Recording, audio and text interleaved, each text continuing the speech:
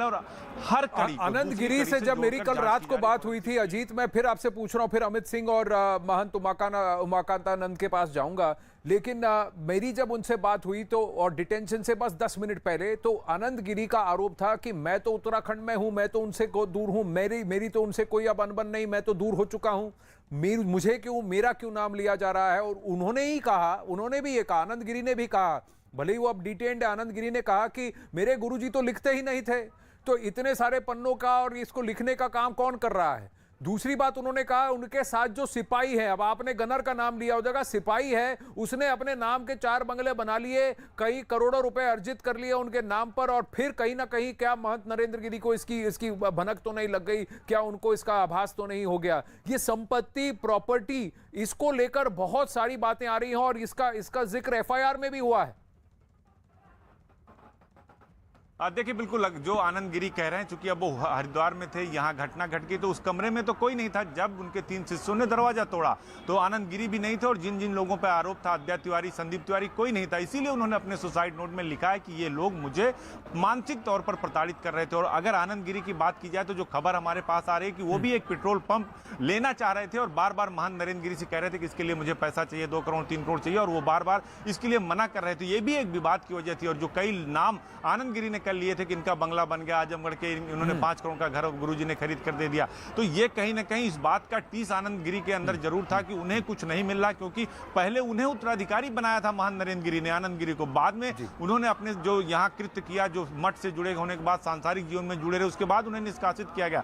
तो कहीं ना कहीं अब बयान देकर कोई बच नहीं सकता। 4 बड़े अफसर जांच कर रहे हैं। फॉरेंसिक टीम में जो रस्सी है वो चली गई है, जो सुसाइड नोट है वो फॉरेंसिक टीम में जाएगी, हैंड राइटिंग को चेक किया जाएगा। संत बार बार कह रहे हैं कितना बड़ा नोट सीट वो नहीं लिख सकते, सुसाइड नोट नहीं लिख सकते, हालांकि उसमें बहुत सारी बातों का जिक्र है, 12 पन्ने का जो सुसाइड नोट है आनंद, तो इसकी जांच हो रही है। फॉरेंसिक जांच के बाद सब कुछ तार का तार अलग हो जाएगा। अगर महंत नरेंद्र गिरी लिखते नहीं थे तो 12 पन्नों का सुसाइड नोट किसने लिखा, और अगर उन्होंने लिखा तो क्या उनकी हैंडराइटिंग का कोई और का मैचिंग है जिसको कि देखना जरूरी है। उमाकांतानंद सरस्वती जूना अखाड़ा के महामंडलेश्वर हैं, हमारे साथ हैं। उमाकांतानंद जी नमस्ते।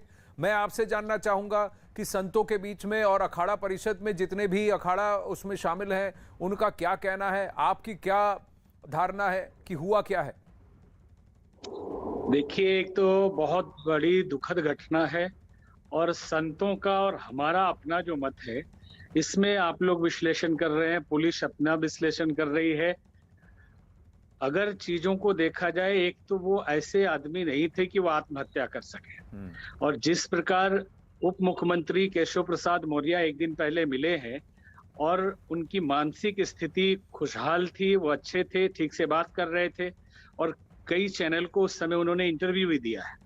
कोई भी आत्महत्या करने वाला 1 सेकंड में, 1 घंटे में निर्णय नहीं लेता है, और अगर पहले से निर्णय उन्होंने लिया है, 2-3 दिन पहले से रस्सी मंगाई है, और इतने बड़े 8 पन्ने या कोई कह रहा है 12 पन्ने का उन्होंने सुसाइड नोट लिखा है। पहले तो ये बहुत लिखने वाले आदमी नहीं थे, ये भी सच्चाई है।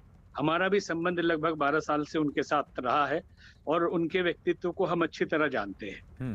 तो जो भी घटनाएं हैं, अब ऐसी दुखद घटना हुई है, पुलिस जांच कर रही है, लेकिन फिर भी इसमें शंका है कि ये आत्महत्या नहीं, ये हत्या है, और निश्चित प्रॉपर्टी के लिए इसमें खेल खेला जा रहा है। पर जो भी हुआ दुखद हुआ, और अगर ये कंस्पिरेसी है, एक षड्यंत्र है, षड्यंत्र रचा गया है, तो आपको लगता है कि कोई उनके निकट संबंधी हैं उमाकांतानंद जी? कौन, जिनके नाम निकल के आए हैं, क्या उनकी भूमिका हो सकती है? उमाकांतानंद जी, क्या आप सुन सकते हैं मुझे? हेलो, हाँ, आपको मेरी आवाज आ रही है? उमाकांतानंद जी, मैं आनंद बोल रहा हूं। हाँ जी जी, मैं आवाज आ रही है? जी, आ रही है। मैं आपसे जानना चाहता था कि जिनके नाम लिए जा रहे हैं कि ये षड्यंत्रकारी हो सकते हैं, क्या उनकी भूमिका हो सकती है? कोई उनका करीबी है जो ये कृत्य कर सकता है, अगर ये हत्या है तो? निश्चित कुछ न कुछ लोग जिनका प्रॉपर्टी से संबंध है, और उनके शिष्य भी हो सकते हैं, या और भी कोई प्रॉपर्टी वाले हो सकते हैं, और कोई आसपास के लोग हैं, निश्चित इस षड्यंत्र में शामिल है। जी, उमाकांतानंद जी, हमसे बात करने के लिए धन्यवाद। मैं अमित सिंह के पास जाऊंगा। अमित, आपने भी कई लोगों से बात की है जो कि उनके मठ और उनके अखाड़े से संबंध रखते थे, और उनके आसपास में उनका भी मठ है। उनका क्या कहना है, लोगों की क्या धारणा है? देखिए आनंद गिरी के आसपास जो मठ है वहां पर जब मेरी बातचीत हुई है तो वो लोग सीधे सीधे आनंद गिरी पर सवाल उठा रहे थे और कह रहे थे कि आनंद गिरी अच्छे इंसान नहीं थे, अच्छे संत नहीं थे, इसलिए महंत लगातार उनको कह रहे थे कि सही रास्ते पे आप चलिए। और एक सनसनीखेज आरोप लगाया कि आनंद गिरी जो है ऑस्ट्रेलिया में वो 1.5 साल तक जेल में बंद थे और महंत ने ही उन्हें जाके वहां से छुड़ाया था। उसके बाद से महंत लगातार उनसे बात विचार करते थे, उनसे कहते थे कि सही रास्ते पे चलो, ये गलत रास्ते पे चल रहा है।